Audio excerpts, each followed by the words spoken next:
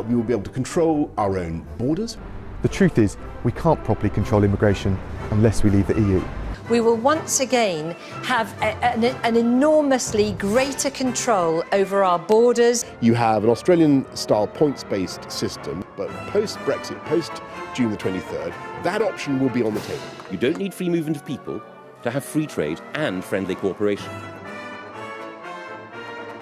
The idea of staying within a common market, but outside the political integration, I think that is feasible, yes. And that means free movement of people? It means free movement of labour. It doesn't mean EU citizenship with all the acquired rights. I'm sorry, we've just been through 3 months of agony on the issue of immigration, and the public have been led to believe that what they have voted for is an end to free movement. We've always been clear. We want a measure of control. It will be for a future parliament to determine the numbers and to determine, how many students, how many doctors, how many family reunifications, whatever. But I don't think anyone's ever tried to put a number on it. That's obviously going to depend on the state of the economy at the time. Do you have a figure that you think that there should be for migration from the EU into the UK? I was elected on a manifesto that said tens of thousands, and I want to stick to that. I was elected on a manifesto to bring immigration down to the tens of thousands. I feel that it's going to be very difficult to do that whilst we stay in the EU. I want to give power back to the government that we elect to deliver on that promise. The consensus in this country has been that Turkey should join the EU. So if you vote to remain, ladies and gentlemen, you're voting to go into a political union with Turkey. You are voting to go into a free travel area with 77 million people and rising fast in Turkey. David Cameron wants to pave the way from Ankara in Turkey to Brussels so that Turkey can join the EU. 75 million people. Turkey is bordered by Syria, Iran and Iraq. Do we think that's going to improve our security situation? The British government does have a veto on Turkey joining, so we don't have to let them join. No, it doesn't.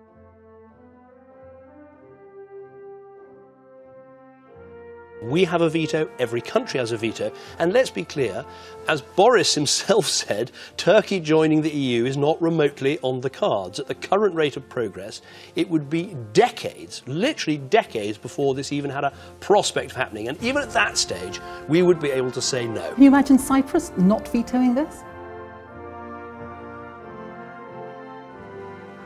Imagine what will happen when you're paying for the Euro bailouts. We don't know how many more bailouts we're going to be dragged into. We are going to pay, no, you are going to pay out of your taxes one bailout after another.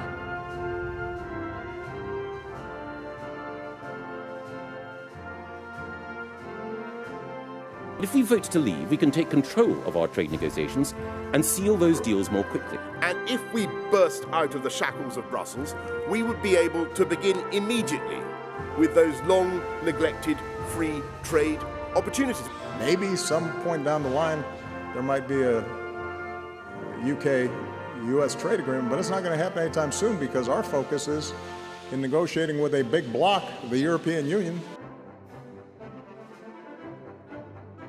The European Union has record levels of unemployment, particularly youth unemployment.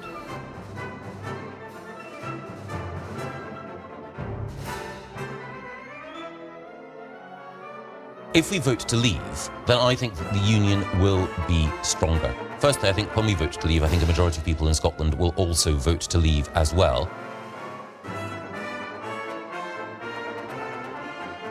Yesterday, Scotland, like London and Northern Ireland, voted overwhelmingly to remain in the European Union. I think an independence referendum is now highly likely.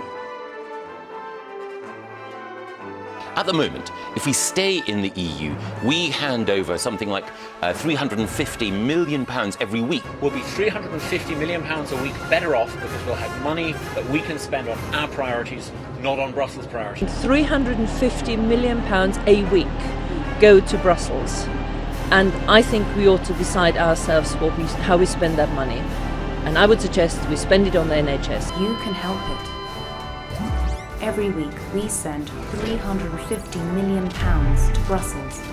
Money that's wasted. That's enough to build a new hospital every week. is the £350 million that we were told going to go to the NHS, is that going to go to the NHS and when? Well, the £350 million was an extrapolation of the 19.1 billion. So how much do you think will go to the NHS then of that 350? Well, of the monies that we give away to the European Union, which never comes back, I would take the lion's share. But never comes back. So but that's the other only half of the 350. Yes, but let me remind you about the posters that you put up. Because you suggested in those posters, there you go, let's give our NHS the £350 million the EU takes every week. £350 million a week we send to the EU, which we will no longer send to the EU. Can you guarantee that's going to go to the NHS? No, I can't, and I would never have made that claim. 17 million people have voted for leave. Yeah. Based, I don't know how many people voted on the basis of that advert, but that was a huge part of the propaganda. I do have a lump on my throat. I feel a bit sick because of my kids. They wanted to remain. Everyone I know practically, and just looking at all the Facebook comments, everyone's really upset and gutted. But I do feel a bit sick. Now, with this big lie, okay, this £350 million a day that we were told was going to go into the NHS, why haven't we, if it is a lie, is it a definite lie? Yes. Lie? Yeah? Yes, it's a lie. Okay, then why don't we have, we've been conned, then we need another referendum.